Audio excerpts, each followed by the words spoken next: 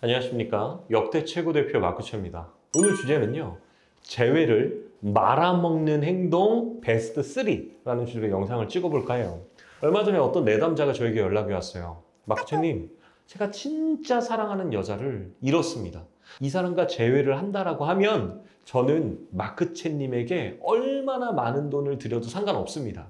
뿐만 아니라 마크채님은 제 생명의 은인이에요. 저 좀 도와주세요. 근데 보통 재회를 원하시는 분들은 이렇게 간절하신 분들이 꽤 많거든요. 다 좋아요. 근데 어떻게 여자친구한테 행동하셨습니까? 라고 제가 물어보니까 하면 안 되는 베스트 3의 행동들을 다 하셨더라고요. 물론 이것들을 했기 때문에 재회가 안 된다라고 말하진 않습니다. 가능성이 조금 낮아진 것 뿐이죠. 하지만 여러분들이 이 영상을 보신다면 적어도 이 세 가지는 절대 하지 않으셨으면 좋겠다.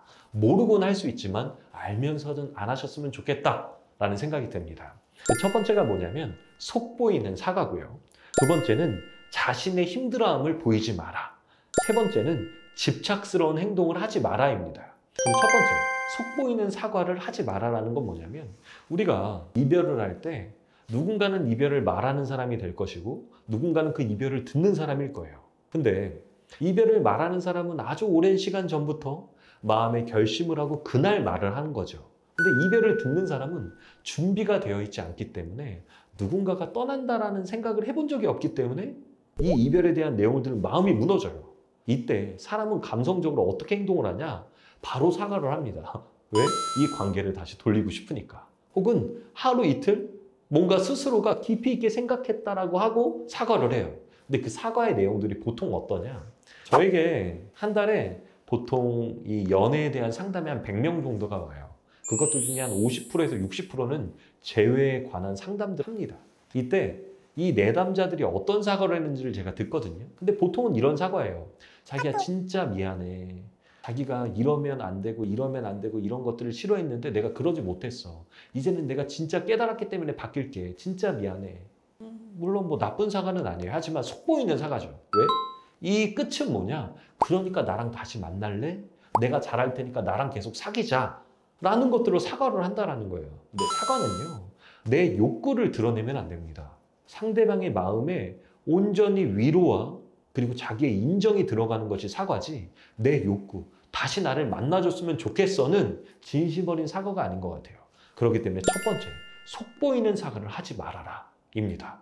인정하시고 사랑한다라고 말을 하고 싶다라면 하셔도 되지만 적어도 다시 잡고 싶어서 사과를 하신다면 이거는 제대로 된 사과가 아니기 때문에 멈추셔야 된다라고 말씀드리고 싶어요.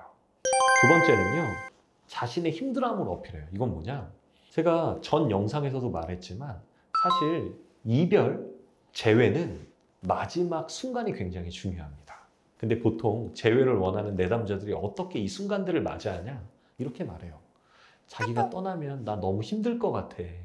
자기가 떠나면 내 인생은 너무 무너져 내려. 나 너 없는 삶을 생각해 본 적이 없어. 제발 나 좀 돌아봐 줄래? 이렇게 말해요. 근데 여러분들은 굉장히 이기적인 겁니다. 그 이유는 뭐냐?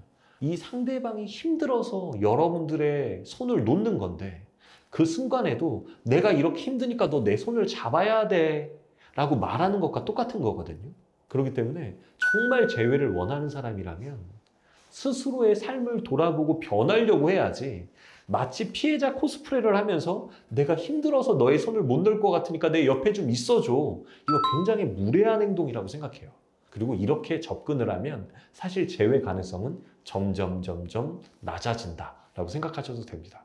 그러니까 나의 힘듦을 말하지 말고 상대방의 힘듦을 위로해주고 격려해줘야 된다라고 저는 생각을 합니다. 세 번째, 굉장히 중요하죠. 집착스러운 행동을 하지 마라. 특별히 이별하는 그 순간들의 집착스러운 행동. 이거죠. 전화를 했는데 안 받아요. 전화 한두 번, 두세 번, 네다섯 번, 10번, 20번. 이거부터가 이미 상대방에게 너 내 전화 안 받으면 나는 계속 할 거야 라고 무례한 행동을 하고 계시는 거고, 뿐만 아니라 상대방이 나를 안 만나주니까 마치 본인이 또 아직도 연애하는 것처럼 집 앞에 찾아가거나 또 앞에서 기다리거나 이러면 상대방은 되게 무서워요. 특별히 여성분들 같은 경우는 요즘에 얼마나 많은 이슈들이 있습니까?